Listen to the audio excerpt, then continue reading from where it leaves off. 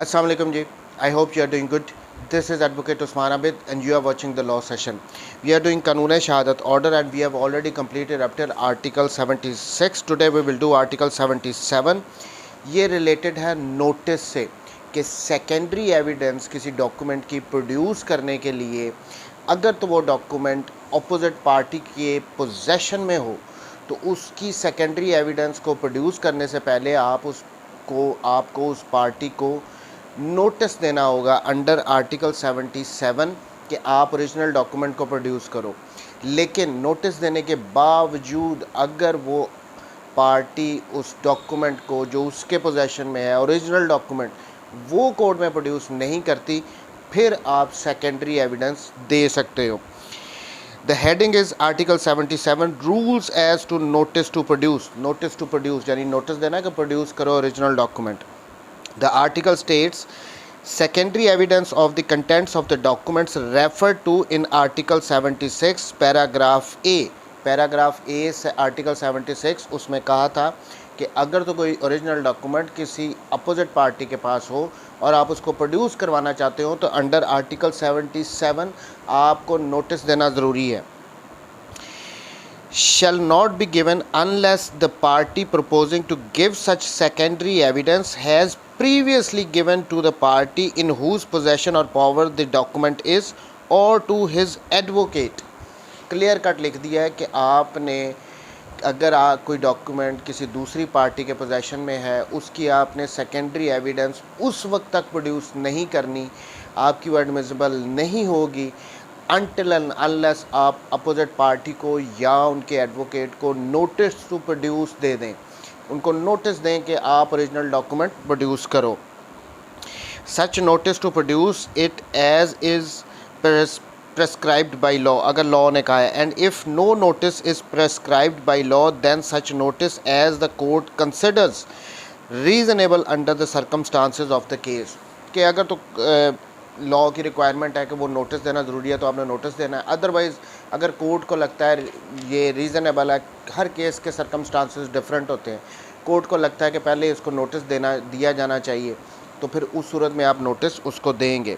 अब आगे इसके साथ एक प्रोवाइज़ो ऐड है, इसमें बताया गया कि कौन सी ऐसी सिचुएशंस हैं जिसमें ये आपको नोटिस देना ज़रूरी नहीं होता।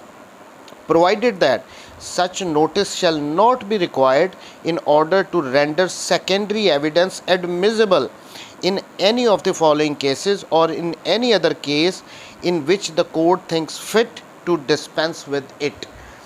आगे इन्होंने फर्दर यहाँ पे इस आर्टिकल में 6 सिचुएशंस बता दी हैं जिनमें आपको ये नोटिस देने की ज़रूरत नहीं होती अगर तो आपका केस इन सिचुएशंस में फॉल कर रहा है। या दूसरी बात उन्होंने कही है कि अगर तो कोर्ट को लगता है कि ज़रूरी नहीं है नोटिस देना तो फिर आपको देना, कोर्ट इसको डिस्पेंस कर सकती है, मतलब माफ़ कर सकती है कि आप नोटिस ना दो।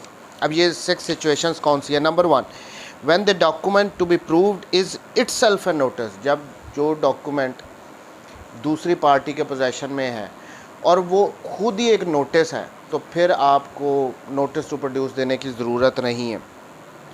When from the nature of the case the adverse party must know that he will be required to produce it। जब केस की नेचर इस किस्म की है कि जो अपोजिट पार्टी है उसने वो डॉक्यूमेंट को प्रोड्यूस करना ही करना है, उस ओरिजिनल डॉक्यूमेंट को जो उनके पोजेशन में है, तो इस सिचुएशन में भी आपको नोटिस देने की ज़रूरत नहीं होती।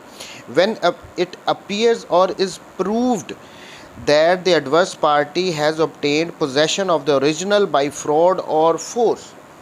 तीसरी बात उन्होंने ये कर दी है कि अगर ऐसी सिचुएशन हो कि वो डॉक्यूमेंट फोर्सफुली या फ्रॉड करके उस दूसरी पार्टी ने अपोजिट पार्टी ने लिया हो तो इस सिचुएशन में भी आपको नोटिस देने की ज़रूरत नहीं है, लेकिन आपने प्रूव करना है कि ये फ्रॉडेंटली कोई फ्रॉड करके या फोर्सफुली उन्होंने आपसे ये इस डॉक्यूमेंट को हासिल किया है। ये आपने प्रूव करना होता है कि फोर्सफुली लिया है या फिर उन्होंने फ्रॉड करके आपसे ये डॉक्यूमेंट ले लिया है, तो इस सिचुएशन में भी नोटिस देने की ज़रूरत नहीं है। और दूसरी यहाँ पे अपीयर्स है, यानी कोर्ट को भी लग रहा हो कि इन्होंने फ्रॉडेंटली कोई फ्रॉड करके इससे डॉक्यूमेंट लिया या कोर्ट ने या इस किस्म का केस है कि इट्सल्फ ये ज़ाहिर हो रहा है कि ये डॉक्यूमेंट फ्रॉड करके दूसरी पार्टी ने इनसे ले लिया है। तो इन दोनों सिचुएशन में या तो अपीयर होता हो, ये लगता हो कि इन्होंने फ्रॉड करके और फोर्सफुली लिया है, या आपने प्रूव कर दिया हो कि इन्होंने फोर्सफुली आपसे ये डॉक्यूमेंट लिया है। इस सिचुएशन में नोटिस देने की ज़रूरत नहीं है। Number 4, when the adverse party और his agent has the original in court. जब एडवर्स पार्टी या उनके जो भी उनका एजेंट है, उनका वकील है, उन्होंने वो ऑलरेडी कोर्ट में प्रोड्यूस कर दिया हो, तो फिर भी आपको ज़रूरत नहीं है कि उसको नोटिस दे, वो ऑलरेडी अगर फाइल का हिस्सा है तो। when the adverse party or his agent has admitted the loss of the document, या फिर नेक्स्ट सिचुएशन आ गई कि एडवर्स पार्टी ने, मुखालिफ पार्टी ने या उनके वकील ने ये एडमिट कर लिया हो कि वो डॉक्यूमेंट गुम हो गया है, तो इस सिचुएशन में नोटिस देने की ज़रूरत नहीं है। And the last one, when the person in possession of the document is out of the reach of और not subject to the process of the court. या तो जिस पर्सन के पोजेशन में वो ओरिजिनल डॉक्यूमेंट है वो कोर्ट की रीच से बाहर हो, वो किसी बाहर की कंट्री में बैठा हो, या उस पे process of court, Pakistani courts का प्रोसेस उस पर अप्लाई ना होता हो, फॉर इंस्टेंस वो कोई फॉरनर वगैरह हो, तो इस सिचुएशन में भी आपको उसको नोटिस देना ज़रूरी नहीं है। आप स्ट्रेट वे अपनी जो होती है सेकेंडरी एविडेंस वो पेश कर सकते हो। सो ये 6 सिचुएशंस थी जिनमें आपको नोटिस देने की ज़रूरत नहीं है, अदरवाइज़ आपको नोटिस देना पड़ता है, नोटिस टू प्रोड्यूस, जिसके पोजेशन में भी वो डॉक्यूमेंट हो। थैंक यू वेरी मच जी, टेक केयर, अल्लाह हाफ़िज़।